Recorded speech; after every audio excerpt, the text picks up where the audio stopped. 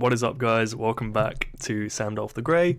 If you are here for the first time and you have no idea what this is, then please go check out the first two videos, which I will link just here. At least future editor version of me will. And yeah, just as a brief recap, we defiantly talked back to all four members of the Beatles, and we have stormed off to the kitchen to go and make a delicious pot of tea, apparently. So we walked to the flat's kitchen. This is what we were doing. Let me just move the old cursor over there.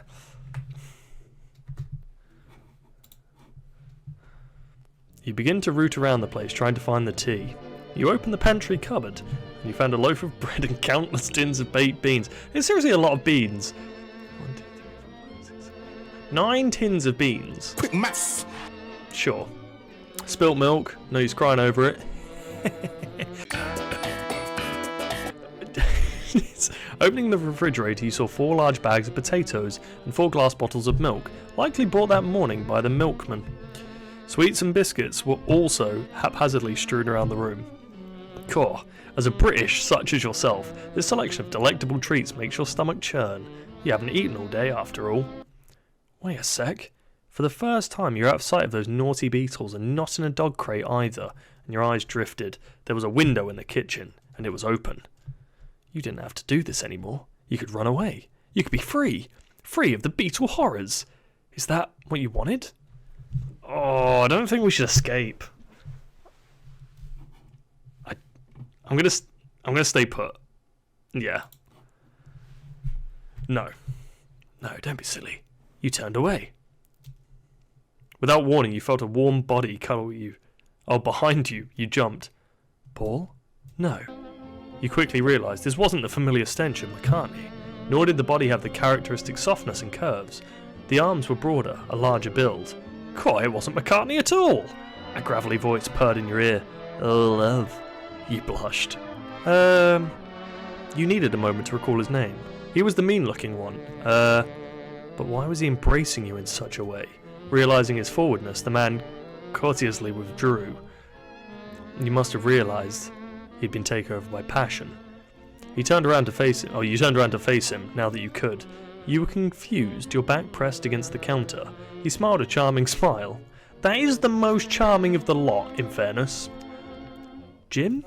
The man's smirk turned into a look of smugness. No, love, that's Paul.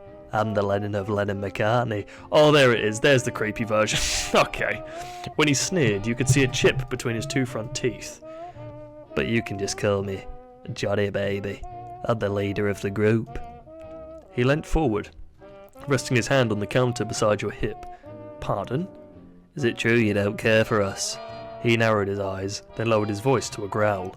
Any of us? You always blushed when a big strong man was too familiar with you. However, this was all wrong. You didn't like any Beatles. None of them. He smirked. He seemed to be a smirker, whereas McCartney was a winker. Laugh. He made his voice silly. Why did he do that? Maybe he thought he was a silly man. Maybe he was a silly man. You averted your eyes. Well, Mr. Johnny Baby. He cut you off.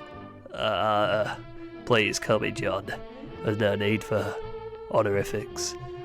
Well, did you need something from me? He seemed rather rough on a first impression. You had no idea why he was being so friendly. And you were a little bit fearful of this one at first. He smirked. Well, Derib. It's Derib, isn't it? His voice got lower and more lustful. By gum, I've never seen a girl mouth off like that.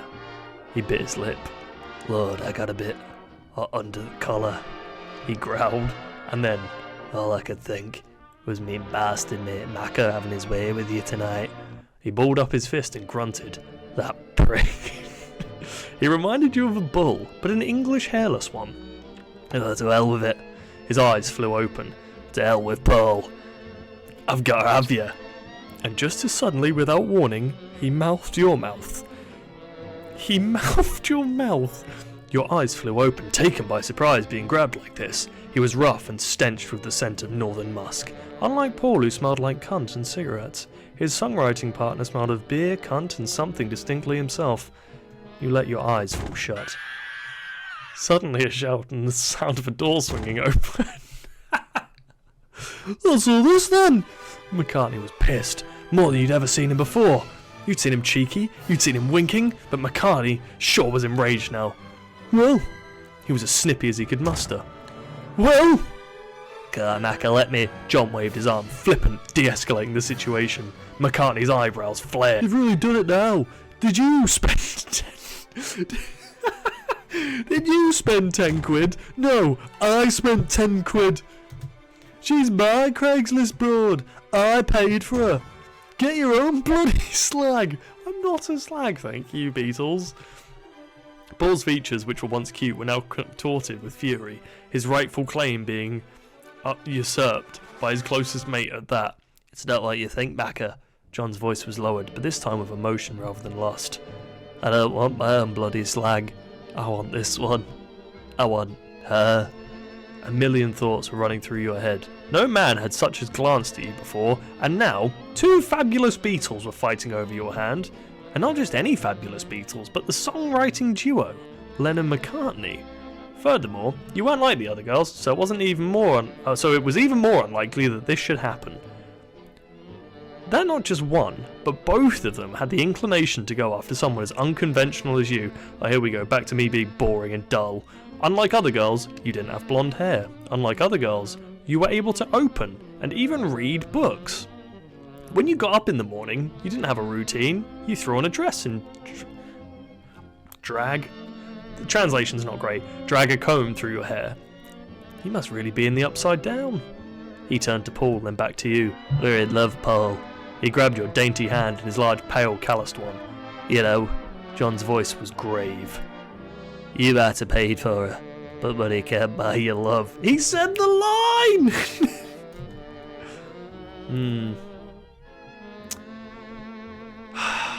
I feel like we now have to choose a Beatle.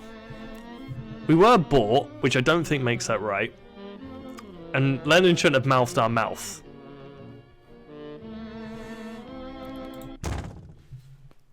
Stop shouting. I swear to fucking God, you two are the most insufferable, conceited, unhinged pieces of shit I've ever met. The both of you, good lord. The thought that I would even consider both of you, or either of you as a romantic partner. You must be deranged, start raving mad. Paul, you bought me off of Gumtree. You saw an ad in a paper and decided to buy a girl. You put me in a fucking dog crate. In the short time I've had the misfortune of knowing you, you've proven every single one of my biases correct. In every sense of the word, you are a fucking freak. I cannot believe you even exist. Bag of Macca, you've put her in a... Shut up. Shut up. You know better than he is. Lennon-McCartney this, Lennon-McCartney that. It seems like you're a package deal. And I've known you even less, and you're no fucking better. I bet you'd put me in a dog crate too if you had the idea first. Barking mad, the both of you. You ran out of the kitchen sobbing, away from those 2 bloody Beatle brutes. You weren't looking where you were running, and as a result ran right into a solid 178cm mass. Oh. I'm sorry. Hello, Derib. His smile faded. What's wrong, love? You sniffed. Lennon-McCartney, they're awful. They're in the kitchen bickering over me like toddlers with a toy. George scratched his gaunt cheek with a long finger. So that's what the shouting's about. Well, it's always something with those two. Our girls have run away. You know how women are about loud noises. Don't like 'em. You know. You weren't even listening, still sniffing. You blinked. You felt a hand clasp against your arm. You're upset. How about we get out of here, love? You blushed. What? You know. George gestured to the door. Leave the flat like. You were well flustered now. Really? You blushed. You'd let me outside? You bit your lip. By gum, yeah. Feel bad for you being crept in the crate. Let out only for McCartney's mind games and unconstitutional torture. You looked down. Being English, you did not know what a constitution was. You had very little in terms of human rights, beside the right to eat baked beans, walk in the rain and ride upstairs on a bus. In England, the buses are red. In Liverpool, the buses are green. There had never been democracy on this island, and unlike George Harrison, you had never been to the States. George was the first Beatle to visit America, having gone in September of 1963. He visited his sister Louise at 113 McCann Street, Benton, Illinois, then went to New York City. Unlike John, he had made it out alive, returning to the UK on October 3rd. In Benton, George performed with a large group, the Four Vests, and they played their normal set during the first half of the show. Then returned to the stage and introduced Georgie as the Elvis of England. George wore a dark suit, white shirt and no tie. Some of the songs he played were Roll Over Beethoven, classic George, Johnny B. Good, Matchbox, and Your Cheatin' Heart. The Four Vests were given a selection of Beatles records. Two members of the Four Vests, Gabe McCartney, he's a bass player too, and Vernon Mandrell, took George to the Fenton Music Store on South 10th Street, Mount Vernon, Illinois, where George bought a Fireglow Red 1962 Rickenbacker 425 guitar. George wanted the guitar to be refinished in black, to match John's, so the store owner, Lester Fenton, reluctantly agreed. I don't know, I think the red looked cool, but I trust George's judgment. The guitar cost around $400, and reportedly George had a little idea of the value of US money, so he bought $800 to the store. The Rickenbacker was first played to the public on the 4th of October 1963 during Ready Steady Go, and George and McCartney went shopping. McCarthy went shopping, and Harrison bought the James Ray single, Got My Mind Set on You. I drove through Benton roughly 60 years later last September, and I know George came to America in '63 but didn't know the specifics. Imagine my surprise at seeing a fucking massive billboard of my favourite boy in the middle of nowhere, on the side of the road in Illinois of all places. I wish I could have gone to the museum there. George carefully reached for the front door and he gazed at you warily. But you promised not to bolt. I know you've got no reason to be indebted to me. We've only just met, but if Macca finds I'll let you loose, he'd surely have me stuffed and mounted. George shivered. Though his eyes so minimally changed with every expression, his shoulders were tense. It's not that I'm scared of Macca, it's just that it'd be so very unpredictable. He'd smile to your face and then later, much later, long after you've forgotten the conflict, you've had a dead frog staked to your bedpost. Your eyebrows drew. Oh, Georgie, you threw your arms over his spiky body. Of course I wouldn't do anything to put you in hot water. I must say, even if I didn't care for your group at all, I've changed my mind. You're my favourite. George's eyebrows moved slightly, but you couldn't read his expression. He was a very funny-looking fellow. Oh wait, I almost forgot. George went into the flat's entryway and began looking through the coat rack. It's cold in England. And he was right. It was late November, and it was now dark out. George pulled out an overcoat and draped it over your shoulders. There you are, love. The coat was nice and warm, but the arms were a bit long, and the fit wasn't too bad. Ta, George! He opened the door and you went down the stairs. You gripped his bony wrists, laughing as you were free at last. And it was dark out, and all the street lights were on.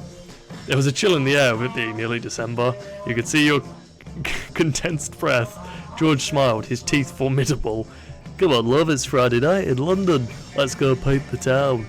You had an utterly fab time together with drink and merriment. You almost forgot the bizarre events of the day, all the horrors and confusion.